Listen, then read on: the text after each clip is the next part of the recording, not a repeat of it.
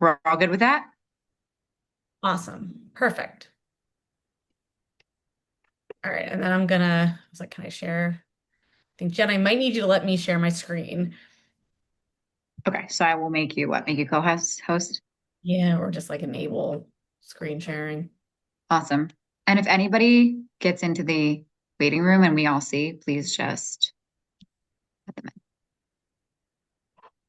if I'm missing anybody, but cool. Oh, my other graduate therapist joined too. That's awesome. Oh, nice. Welcome. How are you? Did you get host? Did you like accept it or something? Let's see. Yes. All right. So now I can see things. All right. Perfect. Perfect. And then you guys can see is it full screen? Yeah, we have you on your like browser, like the top of your browser is on here. Yeah. If you wanted to make it full screen, um, eliminate the browser, I guess. Let's see. Because I was like, I want to keep my notes. Okay. We'll keep it like this. 'Cause I was like, I know I can keep my notes this way. So we'll do it. If it gets annoying, just let me know and I Totally can make. fine. No, it's great. All right. Awesome. All right. So thanks so much for having me back, guys. I appreciate it. It's nice to connect with everybody again. I know so this time a bit of a different topic. I know Jen reached out to me. It's Women's History Month, and so something kind of maybe a more women's focused topic. And so we kind of came up with the idea of it's like the balance myth. And we're going to talk about mental load, invisible labor, and partnership equity. So we're kind of talking about workload within relationship. And I feel like this tends to be a pretty common experience, common topic for everyone. So I thought it could be interesting. I'm going to do some activities kind of throughout. So for everybody who kind of wants to join, if people want to be on screen, amazing. I love seeing faces, just so I know that I'm on track. So, or you can always send emojis too. So whatever feels good for you guys. I'm Megan Matusky. I'm a licensed clinical social worker, and I'm a therapist and the owner of Calm Mind Therapy. We're a private therapy practice just located in Ardmore, Pennsylvania. We work with women, kind of all ages and families as well, really just with kind of different mental health concerns and topics. So we see women kind of working through relationships, balancing relational patterns, and all sorts of things. So that's a little bit about me. And just to kind of get us thinking a little bit, I'm just going to ask a question. And if people want to kind of like raise their hand in the chat or like put up a little emoji or whatever, curious just like of this group, who feels like they're like the default person at home? Liz, I feel like I tend to be, maybe a few others, but just like hold that in mind. And that's going to be kind of something that we're talking about throughout today. So, why we wanted to focus on this topic. So, like as women, like equality has increased over the years. There is more, there are more female CEOs than ever before. Women in the workplace still to make up 50%. We're like working for, we have finally have voting rights. There's still, a long way to go. Inequality, but we've gotten better. But what we've noticed that like in relationships, even though as they've become more even, there still isn't fully balance necessarily. And so like currently, like more women now are working more hours professionally than women ever have before in the past. So women have taken on more career hours. But what we're finding is that women are still maintaining similar levels of household management. So women are like increasing their role in the workforce, so putting on more work hours, but then also still maintaining high levels of household demands and household labor. And like, when we talk about labor, we're talking about, physical labor, kind of the active of getting things done, but then also cognitive labor, which is something that really gets, I think, minimized as a form of work and as a form of really important work.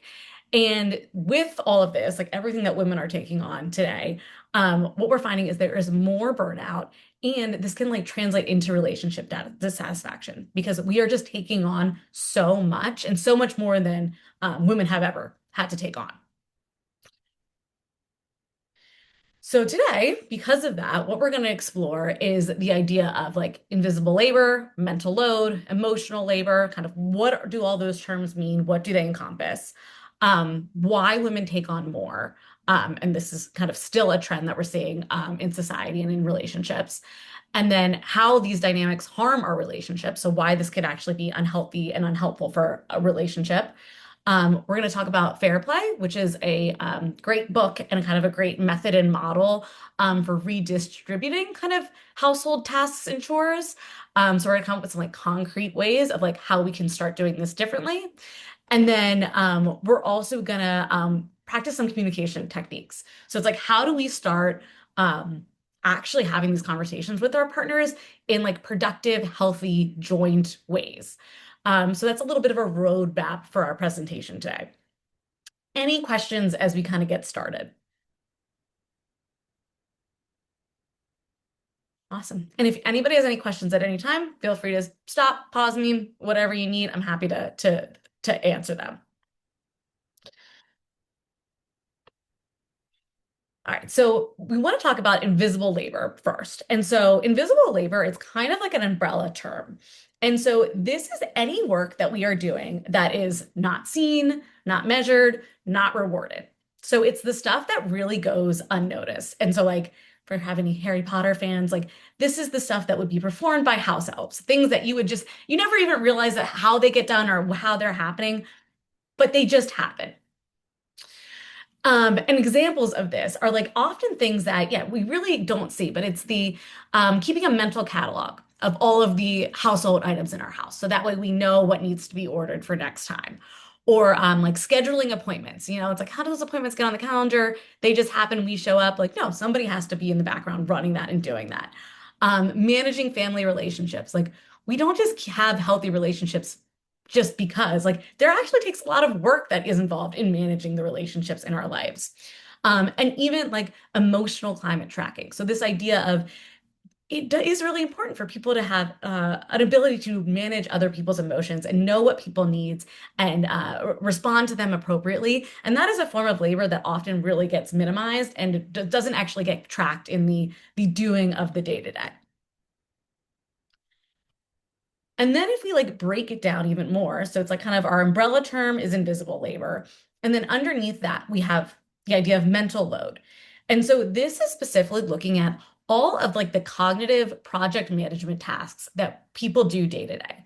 And what we find in relationships is that women often handle a lot of these mental load type tasks. So this is like the thinking, the planning, the logistics, the prepping ahead, just having to know what's in the fridge and where it's located because you have that mentally stored in your mind. Remembering somebody's birthday and being able to shoot out a text or let them know that you're thinking about them. Planning logistics for a weekend. You have 6 different places to be. How are you going to get to all of them? What time do you need to be there? And when do you have to leave to make sure all of that happens? All of that is labor and is part of mental load. So like what we're looking at, it's not just the physically making of dinner. Mental load is holding all of the ingredients in our mind beforehand and making sure we can come up with a meal. It's not physically just driving to the event that we have to go to over the weekend. It's having made those plans ahead of time of knowing this is how much time and everywhere we can be in order to do all the things need to get done. And so all of us are constantly holding really, really high mental loads on top of all of the physical labor that we're actually doing. And the thing about mental labor, it's not really seen or noticed. So no one really knows that we are all holding this with us. It's just almost like running in the background, and rarely do we ever get credit for it. And so then our like next umbrella, we have our invisible labor, our mental load, and then we have emotional labor right underneath of it. And so this is all the work that we do to maintain healthy relationships. Relationships are work. They are not easy. Like we actually have to put in a lot of effort to have strong, healthy, successful relationships. We also have to put in a lot of work in relationships that maybe sometimes aren't the healthiest, and it takes a lot for us to kind of navigate them. And so this like emotional labor is anything that kind of keys to into the emotional experience of another person. So like listening to your partner vent at the end of a long day, or like, yeah, sending a happy birthday text because you know that's going to make somebody feel happy, or calling a friend on a ride home because you haven't caught up with them for a while and you want to make sure that that connection stays strong. All of these are ways that we execute a lot of emotional labor. And again, what we find in relationships, women tend to take on the burden of a lot of the emotional labor. Um, we tend to kind of be the therapist of the household and the one that's managing and navigating different people's emotions. And again, that is invisible work. That is not being seen. That is not being accounted for. But it is going on our to-do list, and it feels just as heavy as changing a light bulb. So it's like when we're talking about kind of this invisible labor, these are the type of things that we're saying kind of count in that category. And so we have our first little exercise, our little activity. And so I'm curious, like, if everybody can take, we're gonna just take a minute. And I want everybody to just write down a list, thinking only of the past 24 hours, of things that you've done that other people might not even realize that you did or have noticed. And so things like you ordered toilet paper because you realized it ran out and somebody needs to order it. You planned dinner ahead of time. You mentally took a note that your partner doesn't like peanut butter, so you're going to hold that for the future so to not make peanut butter sandwiches for lunch. But I just want to give everybody a minute and just try to write down all of those invisible things that you do. And this could be within our relationship and without our relationship, at work or whatever, too. Everybody just take a minute and start making your list and just kind of see what's coming up.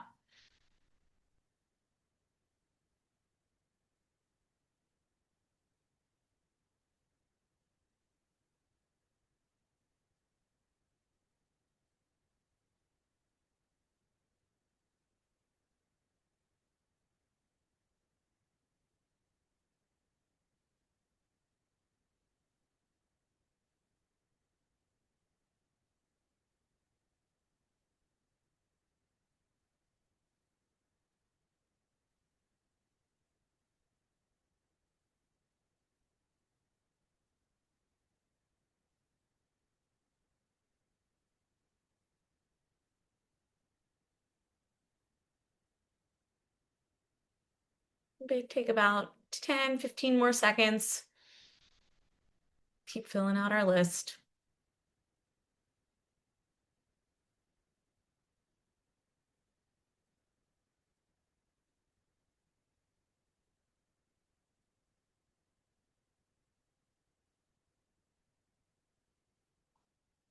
Awesome. And then if we want to pause, I'm sure this list could keep going and going.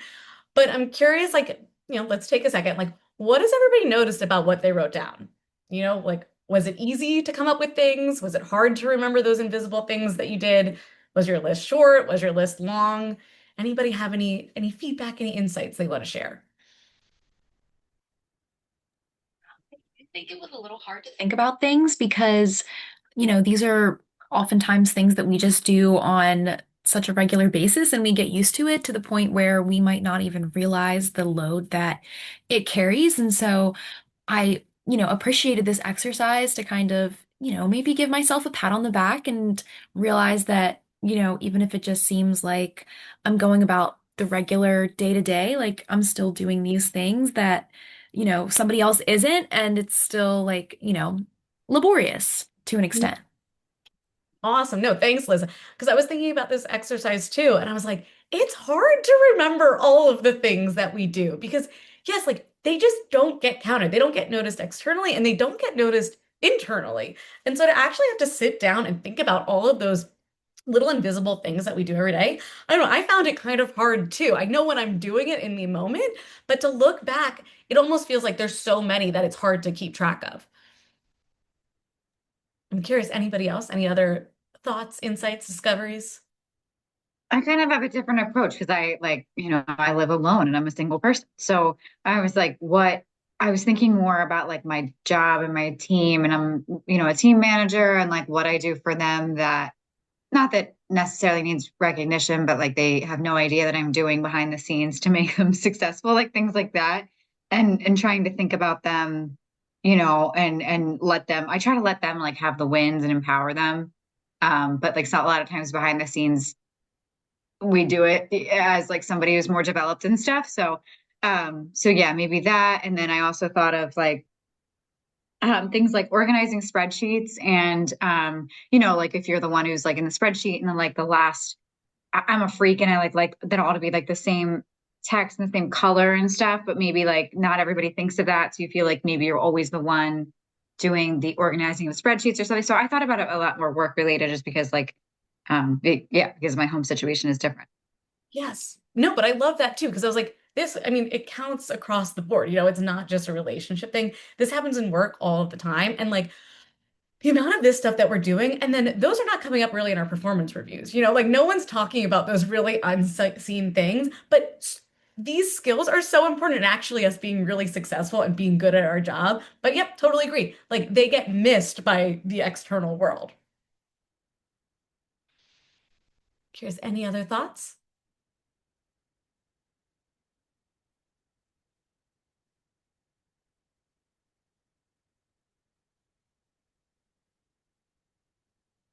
I think the fact that it takes like a lot of executive functioning, which does, as you said, like it takes a lot of mental power to organize and think ahead. And um, as you said, like I think probably oftentimes people aren't giving themselves enough credit for all that they're doing because it's like, well, I have to order the groceries and I have to like get the dog's food, but it's a lot on top of like, more tangible responsibilities like your job and school and whatnot. Hmm.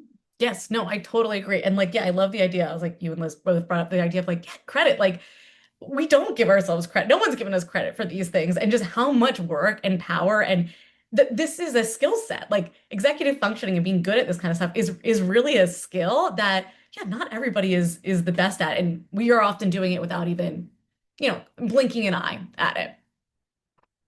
Awesome. And so I feel like that kind of like trickles down too, because I was like, and I like that, like, Jen, like you brought up work and then like Liz talking about relationships. It's like we wear so many hats, And so, like, yeah, like we have like our career self that is like, we're working in that 40 hours a week. That is our career hat that we have to take on that has invisible work that no one's seeing.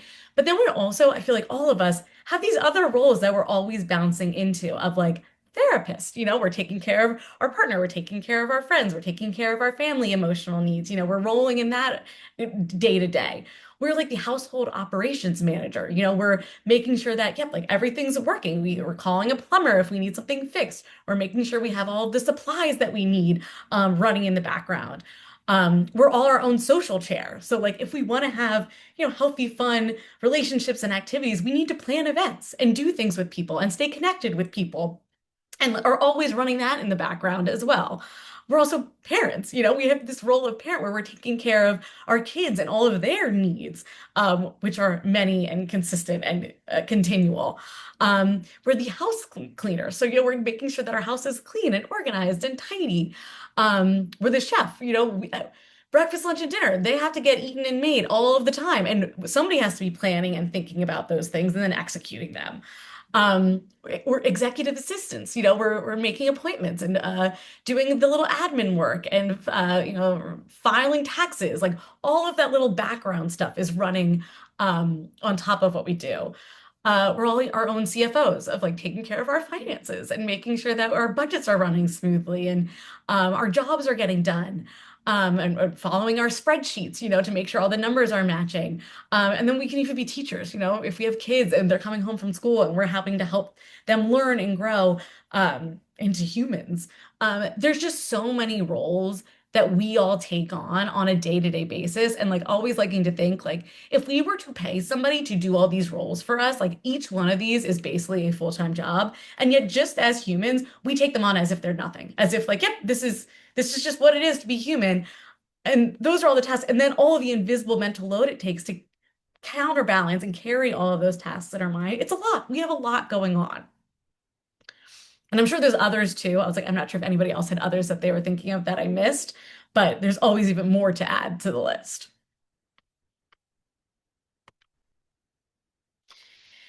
And then, like, I do think a good question is like, yeah, why do we end up taking on more? Like, why are we saying that, yep, like women are working 50-50, but like often are taking on more of these roles and responsibilities within their relationships, within their families?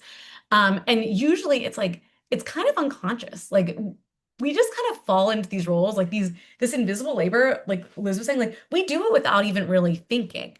And that's not necessarily a bad thing. It doesn't necessarily, it's good that we're able to fall into these roles, but sometimes it's worth taking a step back and thinking like, okay, like, do I actually want to be in these roles, or do maybe I need some support from my partner or from other people in my life to manage them? And we know like there is a huge gender socialization of, women's working in the home, taking care of a household, being a primary parent. That's how things have been for so long. And things are definitely shifting, and gender roles and relationship roles are definitely changing in partnerships, but there's still that social expectation that's been around for a really long time. There's also a competence trap. And so this idea of, well, I know how to do it, and it's easier for me to do it than to have to teach somebody else to do it and for them to do it wrong. And so it's just easier for me to take it on myself than handing this role off to somebody else who might not do it as well, which like we all fall into that as well, where it's just like, yeah, this feels easier. But then eventually all of those things build up, build up, build up. There's also just like cultural expectations, so from like different backgrounds. I mean, Western culture, like, yeah, like women are expected to do it all, and like hold everything together and have wear all these hats and wear it with a smile. And then even in different like cultural backgrounds, there's different roles for maternal figures of what's expected of you of your society. And so you fall into those as well. There's also like avoidance of conflict. The idea of like, naming these dynamics that are happening in our relationships it could bring up conflict. It could be uncomfortable to say, I feel like I'm carrying more of these invisible burdens. And so sometimes we just want to avoid it. And so it's easier to not bring it up. And then there can even just be unspoken expectations that get created in our relationship where we don't even really know how they got created or how I always am the one to take out the trash, but that was just how it's been and how it's always been, and no one's ever stopped to question it. And so there's like a lot of reasons why women kind of end up falling into these roles. And pressures from the external and internal are so hard to avoid, and that's okay. But the thing is, like, we do want to be thoughtful about the roles that we are taking in relationships, in that this can actually harm our relationships long term. So, if we're finding that, like, we are taking on a lot more of these invisible roles, we're working outside the home and then we're taking on this invisible labor, it starts to build resentment, feeling like I'm handling so much and I'm not being seen for it, I'm not being recognized for it, it's not being appreciated. Inevitably that's going to start to build resentment in our relationship. And then it's like once we start to build resentment, which it's like Gottman is kind of the king of couples therapy, it's going to create emotional withdrawal. Like once we start to build resentment towards the other person, we don't want to be as close to them. We don't feel like they see us. We don't feel like they hear us. And we don't feel like they understand us. And so then we're going to start taking steps back. And that's going to start to create distance in our relationship. Then once we're like creating distance, we love some pursuer and distancer dynamics. This tends to be when one person in the relationship is kind of running and the other person is always chasing. So one person is kind of running from the relationship and running from their expectations, and the other person is saying, "No, I need you, stay with me, be with me, I want you." And it just keeps this race going, and the distance, the gap never actually closes. And then inevitably, it's like, I think what we're noticing is like, as we're listing all of these roles that we take on, all of these jobs that we do, all this invisible labor that is put on our plate, that is where burnout thrives, like we are handling as humans in a Western society so much all the time. It's really hard to not feel burnt out, because we're just, our pace and the quickness that we are moving is just so intense.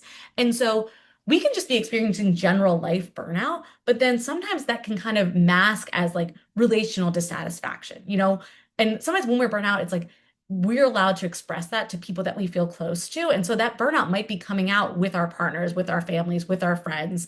And they're reading it and we're reading it as frustration with them, but really we're just frustration because we've hit our max and we're taking on too much.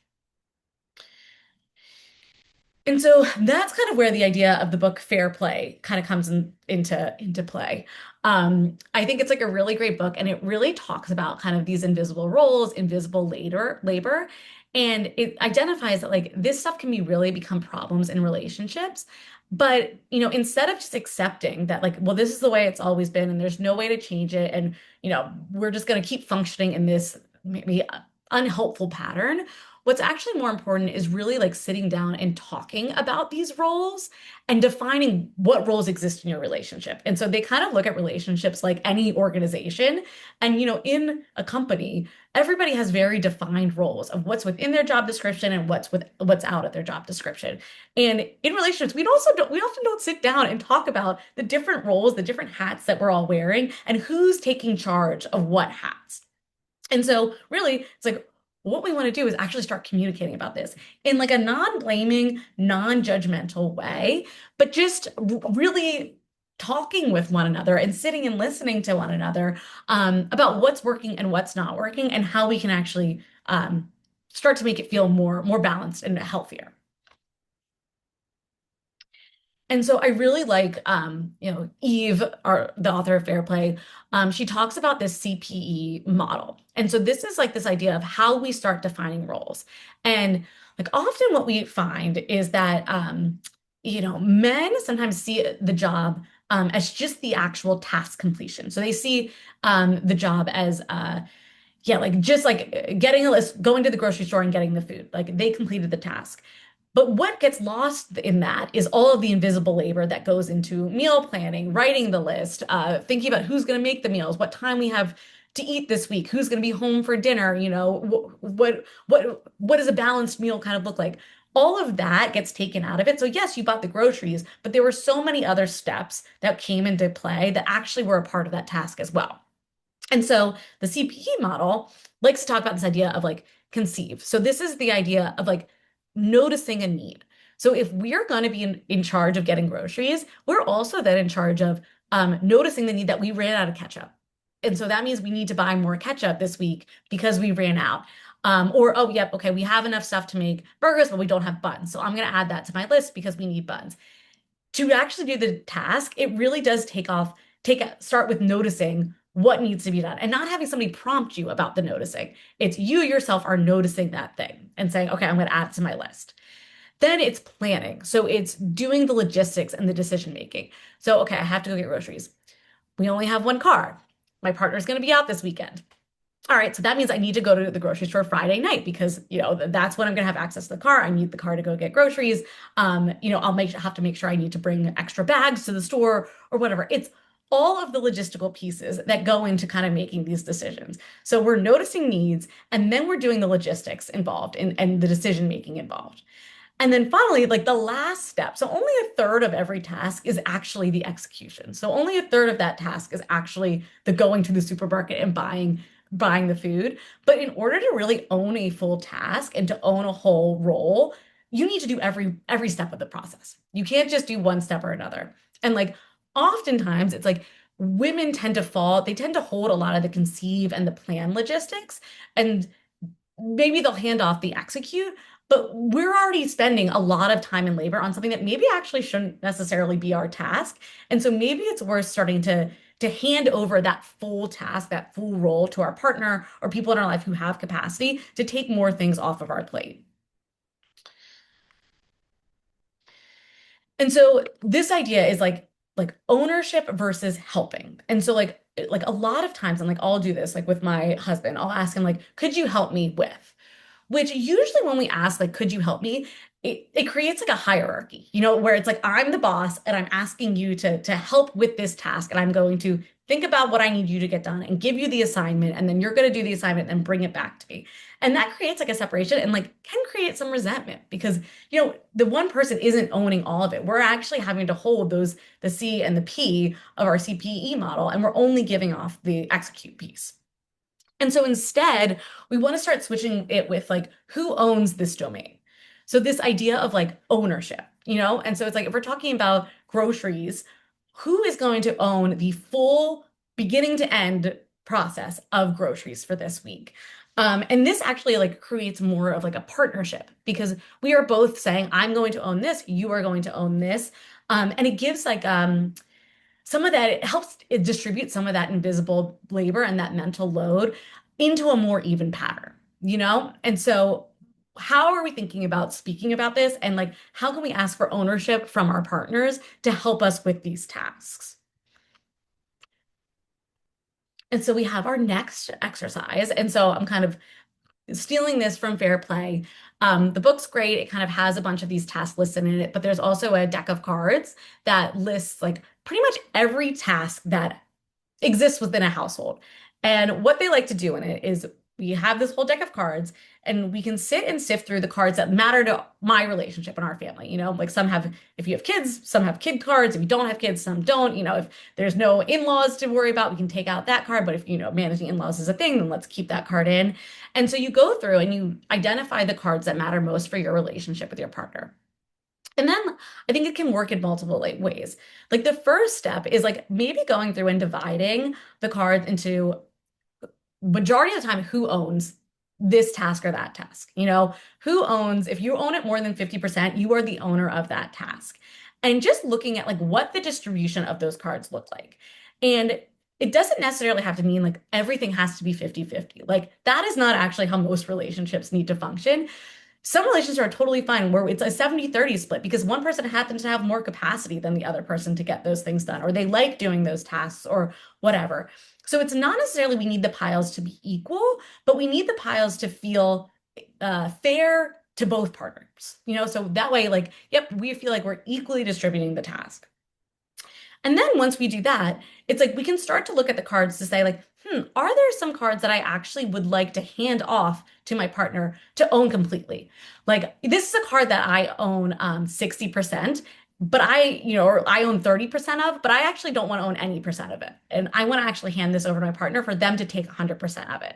And so this is where we start to talk about like the invisible labor and how we start shifting that in our relationships because maybe we have more things on our list than we want, and we need to start shifting off the full XYZ to the person that we're with.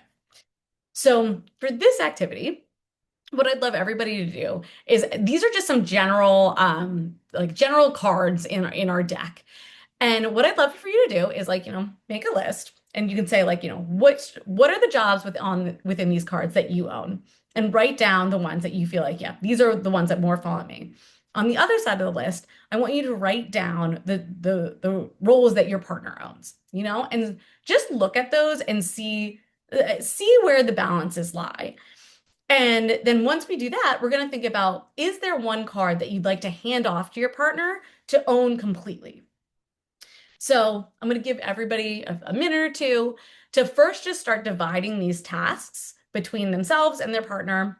And then we'll talk about kind of, yeah, which ones we maybe would want to hand off more.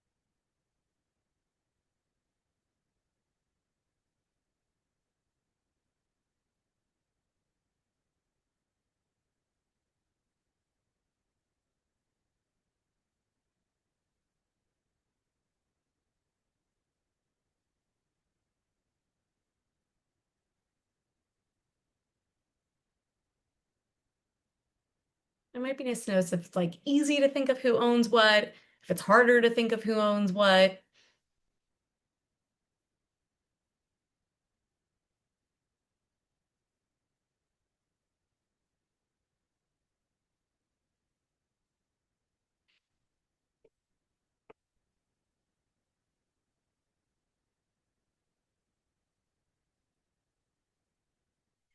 Maybe give me a thumbs up when you feel like you have like a good distribution.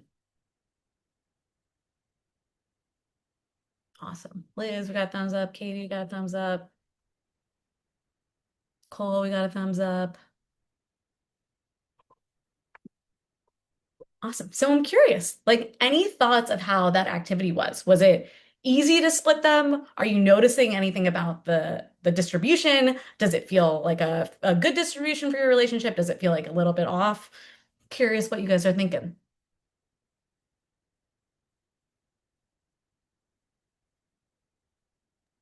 It's interesting because for me, I feel like a lot of these tasks are, split, and usually it can be an even split, but some things I feel like don't need to be split. Like maybe the garbage, instead of it being like, 70/30, like you can try and make it, either closer to 50/50, or like maybe somebody just takes on that task. Like I really love the idea of owning a task, because I feel like I'm just noticing how many of these things are like shared or split in some kind of way. And so it's kind of hard at that point to like navigate that, just because it adds to the mental load to know that, like, even if there's a chance that somebody else is going to try and like fill in that gap, I'm still carrying that weight of, just trying to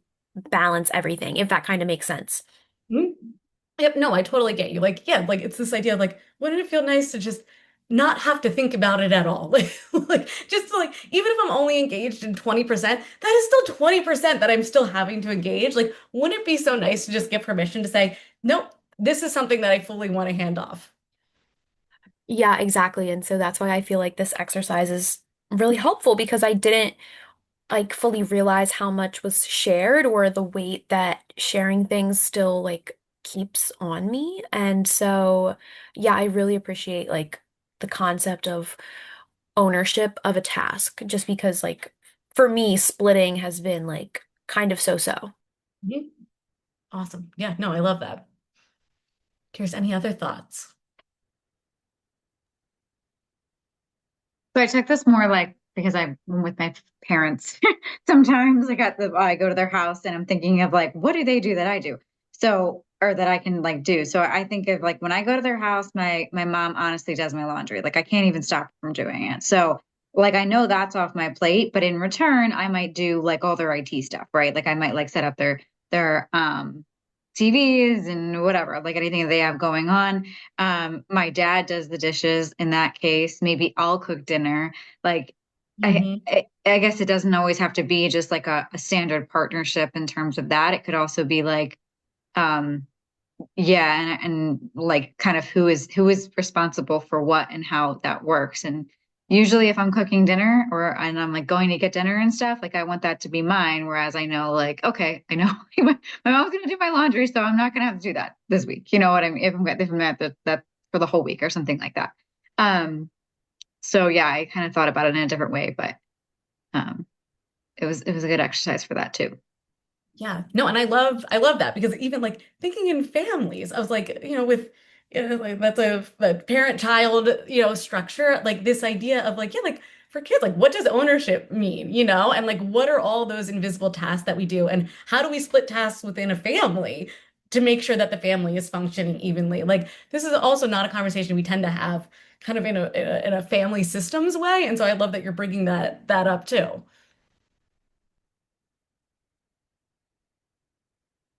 Any other thoughts?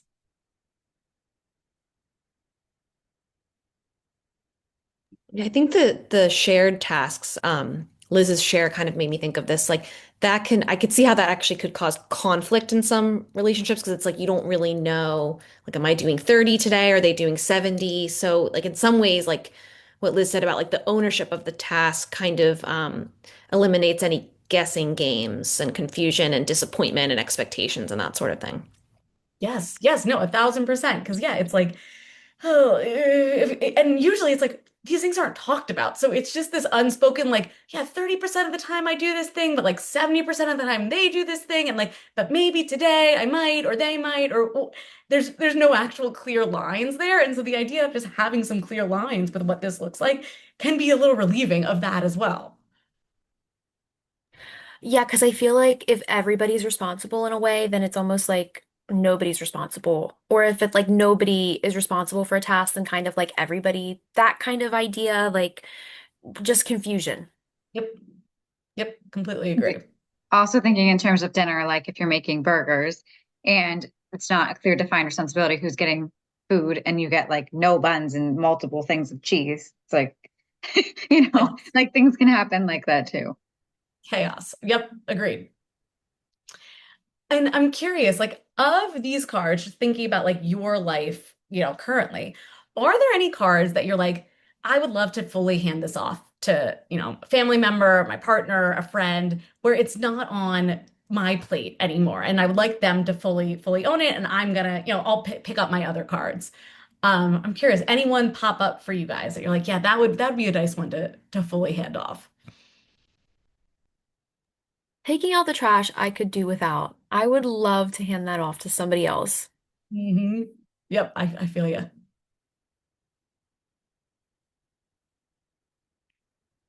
For me, it's dinner, but I don't know if I can avoid that.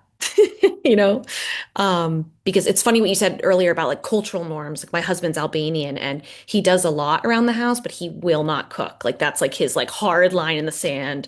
So, yeah. So it's one of those things that I'm getting more used to. We have to eat every night, and I am the owner of that task. And, I've made my peace with that. Get it. I know. And in my household, I'm like, for dinner, it's like, I'm remembering, it's like, these are all the steps. We really split our dinner prep where I do like meal planning for the week. I tend to order the groceries. But then my husband's in charge of like actually cooking the meals. And it works for us. It's a way to kind of separate it. But some weeks I'm just like, I just don't have the capacity. Like I don't have the mental load to think, plan, order, do all that takes with getting a meal. And sometimes like those weeks, it's all the time. But yeah, sometimes I'm like I need to hand it off to my husband. You got to own this whole week. I cannot be involved in this. This is fully your task. And like even just if you're doing it occasionally, the relief that you can get by just being able to hand off some of those mental pieces to somebody else can feel so nice. And so like what's nice about this too, again, like yeah, like none of this has to be always. Like we in relationships, like we're always ebbing and flowing, and our capacities are always shifting and changing. And like what we should be is responsive to the other people in our lives. And like when we have a little bit more capacity, maybe we take on a little bit more. And we take 100% of a card that we're not normally taking. And then the weeks that we're really feeling down, we hand that card back and maybe a few other ones to the people in our lives that support us. And so the idea that like none of this stuff is set in stone and it should be living and breathing with us. And so this conversation isn't something that happens once, it kind of happens all of the time because that's really what is going to help support us, because it's okay if sometimes one person is taking on 70%. Sometimes they need to, like that's what partnership is. And then we also want to make sure that we're balancing it with the needs of our lives. Awesome. Any other thoughts? I just really appreciated that last point too, because I feel like rigidity is like never productive and like it's just not practical for like realistic everyday life. Yep, exactly. Like there has to be some flexibility with it because yeah, we're humans. Like we're imperfect and our lives are ever changing. And so the idea that this is the way it has to be all the time could work sometimes, but a lot of the time it's gonna fall flat. So like let's just communicate around it.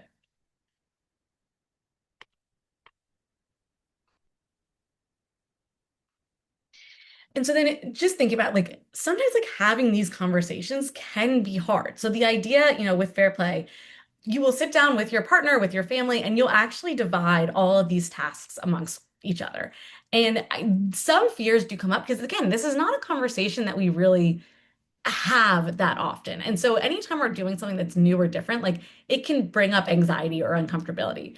And so there can be this fear of like, oh, this is just a way to score keep. Like this is a way to say, like, look how much I do and look how little you do. And like, you don't help with anything. And like that is not the goal or the intention. The goal is to actually say, let's just like factually look at where things lie and then talk about how we can make it feel better for both of us.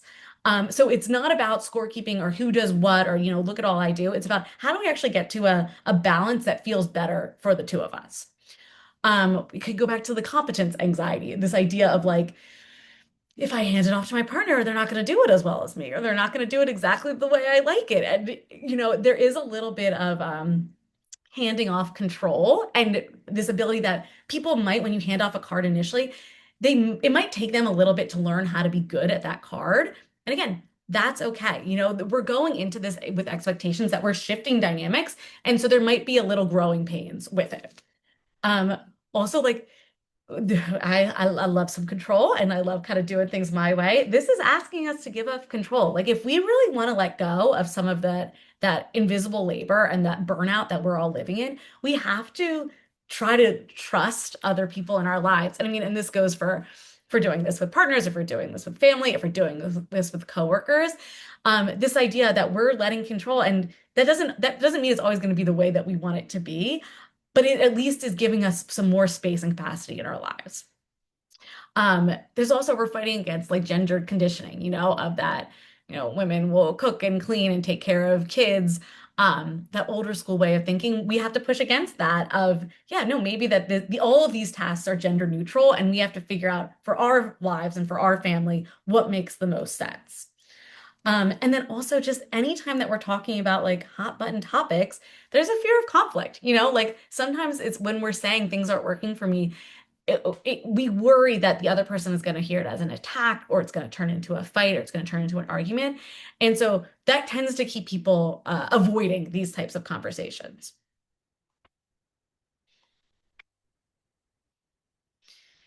And so for like thinking about, okay, those are our fears of how we have these conversations. So then how do we actually communicate with our partners, with our families, with our coworkers in ways that feel effective, that actually get to the outcome that we want? And so like so often I feel like these conversations can go like, you never do anything around the house, or you never help me with the kids, or you never take care of dinners. That is just it's an attack, and it's setting us up for a fight, and it's not actually communicating what we need from our partner. So, and usually it's like when we're saying that, it's because we are at our wits' end and we are feeling so exhausted, and that it is just coming out in kind of the most biting way we can have it. And that's also never really when we want to have conversations. We want to be having these conversations when everybody's feeling regulated and connected, and we can actually have ability to sit and listen to the other person. And so this like model of communication, it's just called observation, impact, need. And so it's a way to kind of simplify what we want to say, because again, fewer words is always better. We want people to really be able to hear us. So first, we're going to say like, I'm noticing I'm managing most scheduling. That is just an observation. It is just a fact. It is not blaming, it is not shaming. It is just, I'm noticing this thing that is happening. Just stating a fact. Then we're talking about the impact. So this is kind of like how this makes me feel. Like, I'm noticing I'm doing most of the scheduling and I feel overwhelmed and alone. So we're not putting it on our partner. We're not saying, and like you're being a horrible person for this. We're just saying that when this happens, this is how I start to feel. And again, our feelings are always valid. We're always allowed to have our feelings. That doesn't necessarily mean we can always, act every way we want to on our feelings, but the fact that we're feeling overwhelmed, that is true. No one can argue with that. And then we say the need. So then this is saying what we actually need from our partner or from the other person to kind of help solve this issue. So I need more shared ownership, or I need you to take the scheduling card for this week. What do we actually need from the other person that's kind of actionable that they can do to help support us? And so when we tend to use this framework, it can kind of minimize blaming and shaming and reactiveness, and keep the conversation in a more positive vein. And so, like, I wanted to do our final activity of our meeting. I would love everybody, if you want to write it down, but practicing using our observation, impact, and need framing. So, maybe it's the card that you highlighted that you'd like to give to your partner. Could we use that as an example? And first start just by observing. Like I'm noticing that I'm taking on more of the dinners recently. Can we talk about the impact? How is that making you feel? Is it making you feel overwhelmed? Is it making you feel angry? Is it making you feel unappreciated? What is that impact on you? And then need. What do you need from the other person? Do you need them to take 100% of dinners for the week? Do you need them to take 50% and just start cooking dinners? And you can do the execution piece. What do you need from that person to help make you feel better? So again, I'm going to give everybody a minute, And it's like always using I statements. So like not using you, using I, and just seeing if you can come up with like an observation phrase, an impact phrase, and a need phrase for, something that you might need from your partner or a family member or coworker.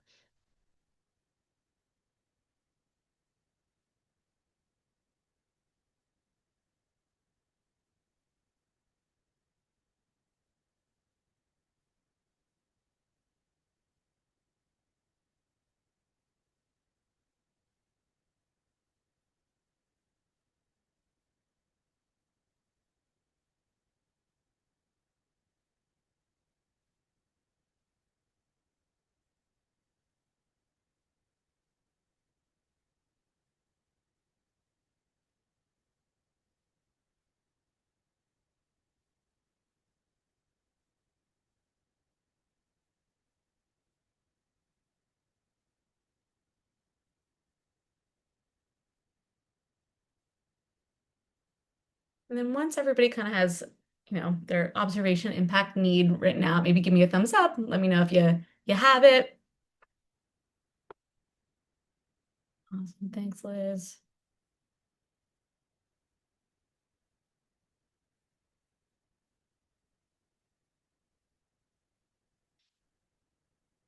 And I'm curious if anybody wanted to, would anybody want to share kind of what they came up with or like kind of the framework that they used?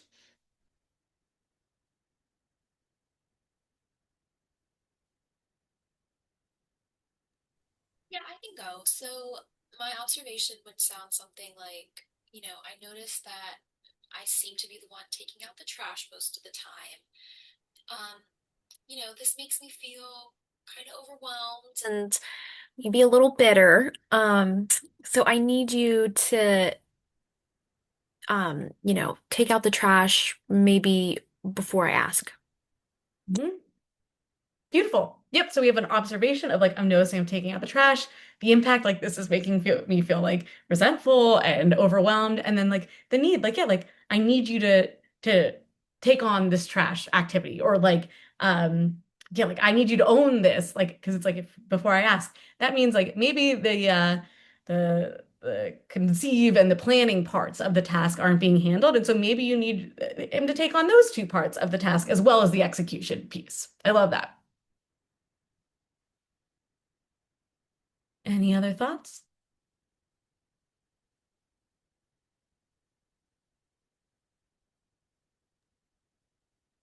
I kind of did it where when I was like living with a partner, and it was like, I see that the dogs have not been fed today Mhm. yet.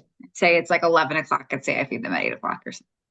And then I feel like you don't care about them as much as I do, like things like that. And then I need you to wake up and feed the dogs as a priority. And it's like, That's probably how I would address that situation. right, right. And it's like, I can say it's like, yeah, like the observation is like, yep, I noticed that the dogs haven't been fed. That is just a fact. The dogs haven't been fed. And then the impact, it's like, yep, we always want the impact to like turn back to you of like, this makes me feel frustrated. This makes me feel sad for the dogs. This makes me feel, it's like, it's how is this impacting you? And then, yeah, the need, like, I need you to be able to own this task without me naming or reminding or anything like that. And so like that's exactly it. It's like how we use all three of those. And what's nice too is like with this framework, we can use it for anything. So it can be with partners around responsibilities, but really we can use this in any setting as a way to kind of get our needs across. Awesome. Any other thoughts? Perfect. And so then just like in closing, we're going back to like our idea of balance. And so, it's like when we're talking about like a balanced relationship, we're not actually looking at like equal hours, perfection, like constant harmony. That is not what balance is.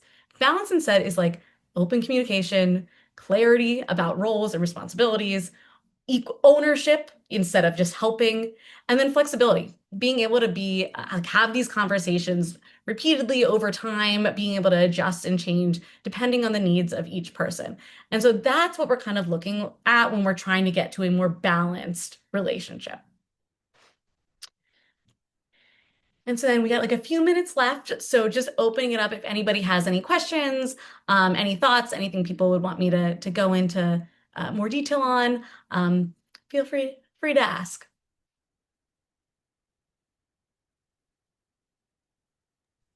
Thought this presentation was so insightful, and I really appreciated how we were able to kind of apply it to maybe some different areas and expand upon, like romantic relationships or, like personal relationships. Like you can expand this to family, you can expand this into work. And so I feel like this is something that is like really universal that everybody's dealing with because I mean, everybody has these automatic tasks that, they just go through and might not be used to leaning on somebody else. And I feel like it was a really good reminder of just how important it is to, you know, lean on some of the other people in our lives to, create that balance and that harmony and like work together. Awesome. Thanks. No, I love the feedback.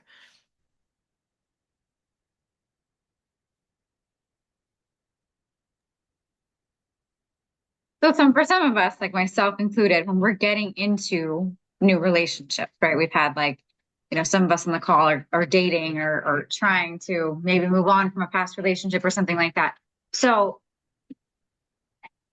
in terms of like, is there a way to like that you recommend going about this early on? So you're like, I'm not the only one who gives a shit about the dogs, you know what I mean? Or like, or is there like a way to establish that up front? I guess, because I think stuff that, like we're all women on this call, but like I think some of these men you can like say until you're blue in the face, like this is what I'm looking for in a partner, and like they'll yes you, and then when it times like shit comes or push comes to shove, it's like that we're still having the same problem. You know what I mean? That maybe you had in a previous relationship, or maybe you're just not getting the support that you need now that you're in a new relationship and you felt this person when you were dating maybe had a lot more color to them and then they moved in and they're like total dud Right. in terms of help. I agree. No, and I think it's like that's why it's like starting talking about this kind of stuff, I think like earlier is better. Like instead of just falling into like, yeah, automatic roles or automatic systems, like having communication early on about, yeah, what does this how do you navigate the tasks in your household? What does that look like? How do you distribute, roles? How do you plan for meals? Or how do you handle your pets? Like having conversations about like how we work and how we would then work together is like so important early on because it's going to give you insight into their way of working. And then it's like I do think like as lives get more combined, it's like almost pausing and talking about the task and how we best want to get this task done. How do we work together? This is a joint thing. How do we work together to complete this? Who owns this piece? And you can almost like address it like in each phase of relationship because inevitably new things are going to kind of come in. And then also what's nice is if we talk about it early, this idea of distribution of labor, I often like men don't really understand the concept of like invisible labor or mental load or emotional labor. But if we're talking about that early on and getting people's minds to think these are things that actually matter, like this is equal work to the physical end product, then we're having a shared language around it, which can make it much easier when it comes up inevitably, because there's kind of up in all our relationships. When the balance feels off kilter, then at least we have shared language around it. So like my thing is just like, yeah, communicate early about it and often about it and not make this be a surprise, later down the road. Yeah, that makes sense.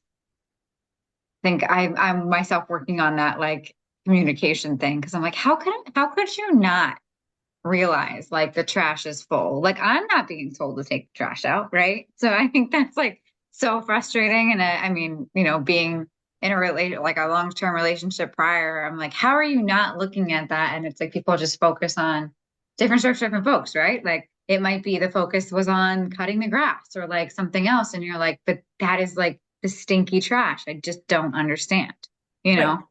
Right, exactly. And then it's like, yeah, and then it's like, yeah, earlier we're having conversations about, yeah, who owns the trash? Is it 100% me that every time the trash gets to this point, I'm going to take out? Okay, great, I'll take that on. But then I need to hand you a card back that you have to 100% own. So it's like Right. almost like using the negotiation of like, all right, great, if this is going to be the thing that falls on me, cool.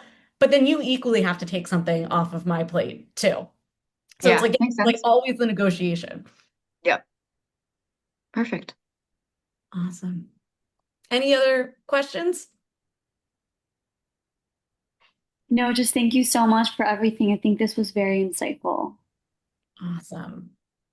Yes, thank you, everybody. I really appreciate it. I really like talking about this stuff and, anything kind of in the mental health world we find interesting and engaging. So if you have any questions or ever want to connect, like feel free to reach out.